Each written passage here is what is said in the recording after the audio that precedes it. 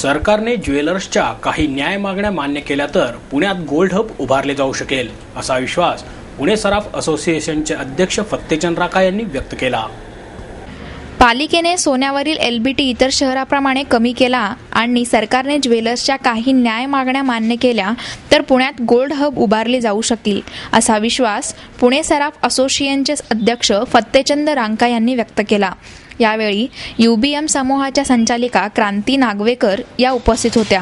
राका म्हणाले, मुंबईत 10 पैसे जकात असताना पुण्यात मात्र ती 3% म्हणजे जवळजवळ 300 रुपये आहे. इतर शहरात ती 10 पैशांपेक्षाही कमी आहे. ही जकात पुण्यातील दागिने उद्योजकाला मारक ठरत आहे. त्यामुळे पुण्यातील कारागीर इतर राज्यात जात आहेत. पुणे आणि लगतच्या परिसरातील सुवर्णकारांवर परिणाम होत आहे. पुण्यातील जकातीमुळे ठोक विक्रेते पुण्यात येत नाहीत. त्यामुळे पुणे व लगतच्या शहरातील छोट्या दुकानदारांची कुचंबणा होत असल्याचे त्यांनी सांगितले. पुणे शहर हे गोल्ड हब करण्यासाठी एकदम चांगली सिटी आहे. याच्यामध्ये आपल्याला आज म्हणजे जे रिक्वायरमेंट पाहिजे किंवा डेव्हलपमेंट, एअरपोर्ट जवळ आहे, मुंबई जवळ आहे, नंतर ट्रान्सपोर्ट म्हणजे ट्रेन सगळ्या ठिकाणी जोडलेली आहे, बाय रोड सगळ्याकडे जोडलेला आहे.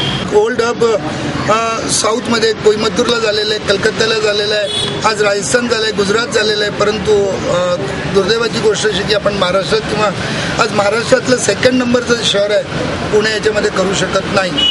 त्याला सगळ्यात मोठा ऑर्डर तो लोकल लॉजचा, non cooperation and the local lodge म्हणजे ऑक्ट्रॉय जी भरमसाठ प्रमाणात लावली जाते. इनफॅक्ट मुंबईला जेव्हा इम्पोर्ट होतं 10 पैसे आहे, आज ऑक्ट्रॉय पण इथं 3% ऑक्ट्रॉय हा फार मोठा फरक आहे.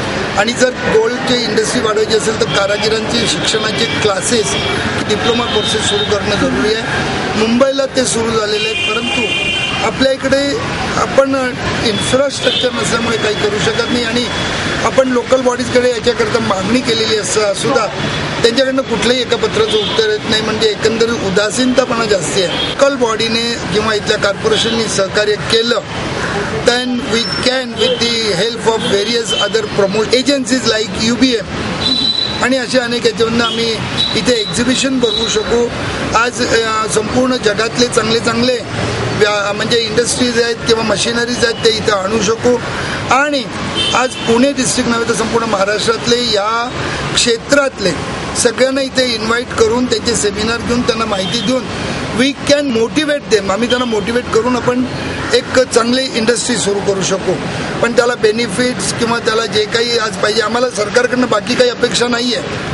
आम्हाला फक्त जे कुठली कारकुनीचं काम न करायला लावता सरळ आणि सोपा आणि चांगला बिझनेस करण्याचं जर यांनी जर प्रोव्हिजन केली तर वी कॅन डू दॅट. आणि आपल्या महाराष्ट्रात आज तेवढी क्षमता आहे, बुद्धी, कौशल्य आहे, कला आहे, ती आपण नक्कीच पुणे ऑडिट सिस्टीम काढून टाकली किंवा रिझनेबल रेट ठेवले आणि दुकानात जाऊन तो प्रत्येक वेळी चेक करण्याचं किंवा 2-2 वर्षाचे अकाउंट्स वगैरे हे जे काही त्यांनी केलेलं आहे किंवा अकाउंटचे परत चेकिंग करण्याचं, मग दिस इज अ मी हॅरेसमेंट. ही हॅरेसमेंट करून टाकली तर मला वाटतं की LBT जसं सेल टॅक्स भरतो, वॅट किंवा इन्कम टॅक्स भरतो त्याप्रमाणे असेसमेंटवर जर भरायला लागली तर मला वाटत नाही की LBT काही त्रासदायक होईल. परंतु आता एकंदरीत जे प्रोव्हिजन आहे त्या खरोखरच हर्ष आहेत. त्यामुळे व्यापारी वर्गात असंतुष्टता जास्ती आहे. त्यामुळे गव्हर्नमेंट ऑल्सो काही नवीन रूल्स किंवा अमेंडमेंट आणण्याची तयारीत आहे आणि ते जर आल्यानंतरच व्यापारी यांची भूमिका स्पष्ट करू शकतील. एक गोंडस नाव एललेलं आहे, ते गोंडस नाव सुद्धा काढून टाकावं, LBT काढून टाकावी आणि एक फ्री ट्रेड करू द्यावा. आणि फ्री ट्रेड करू दिलं तर नक्कीच महाराष्ट्राचं जसं वॅटमध्ये कोट्यवधी रुपयांनी इन्कम वाढलं तसं लोकल बॉडीचंही वाढेल. पण LBTमुळे कॉर्पोरेशनचं नक्कीच उत्पन्न वाढणार यात मत नाही. मुंबईत पुढच्या वर्षी जेम अँड ज्वेलरी फेअर आयोजित करण्यात आले असल्याची माहिती UBM समूहाच्या संचालिका नागवेकर यांनी दिली. हे जे चर्चासत्र मुंबईमध्ये जे आम्ही UBM द्वारा ज्वेलरी एक्झिबिशन ऑर्गनाईज करतोय त्यामध्ये आम्ही ज्वेलरी इंडस्ट्रीचे जे काही इश्यूज आहेत किंवा त्यांना मदत होईल अशा प्रकारचे चर्चासत्र, म्हणजे आपले जेमस्टोन कसे ओळखावे, आपला बिझनेस कसा इम्प्रूव्ह करावा, कशी वेगवेगळ्या प्रकारची टेक्नॉलॉजी आत्मसात, इकडचे जे कारागीर आहेत त्यांना वेगवेगळी टेक्नॉलॉजी शिकवावी, यासाठी आम्ही इंटरनॅशनल बाजारातनं मशिनरी मॅन्युफॅक्चरर्स घेऊन येतोय, इंटरनॅशनल ज्वेलरी मॅन्युफॅक्चरर्स घेऊन येतोय आणि असं एक प्लॅटफॉर्म तयार करतोय की जिकडे या इंडस्ट्रीला जग कुठे चाललंय याची जाणीव होईल. कारण आज आपण आपल्यातच जर आपण बिझनेस करत बसलो आणि जर उद्या, जसं आज आम्ही नेहमी म्हणतो की international economy is negative like or US, and we are also struggling here, but the positive thing is there is a growth. आपली growth कमी झाली आहे, it's a growth. So the whole world is looking at इंडियाकडे बघतात की इंडियाचा जो business आहे तो कसा घेता येईल.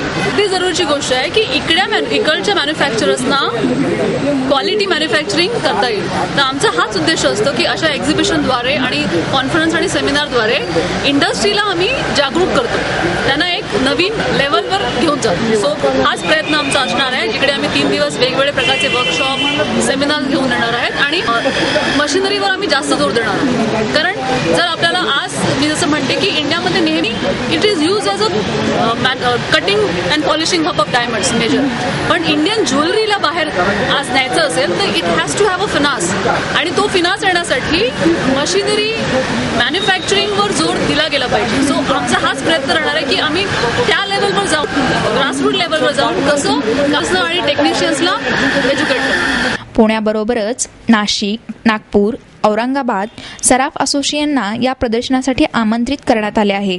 यामुळे या असोसिएशनच्या सदस्यांना विचारांची तसेच तंत्रज्ञानाची देवाणघेवाण करता येईल. Mumbai wholesale gold jewellers association आणि मुंबई डायमंड मर्चंट्स असोसिएशन या प्रदर्शनात सहभागी होणार आहेत. अशा प्रकारचे प्रदर्शन भारतातील इतर शहरात होते, मात्र पुण्यात यासाठी पायाभूत सुविधा उपलब्ध नसल्यामुळे तसे प्रदर्शन आयोजित करता येत नसल्याचा दावा रांका यांनी केला.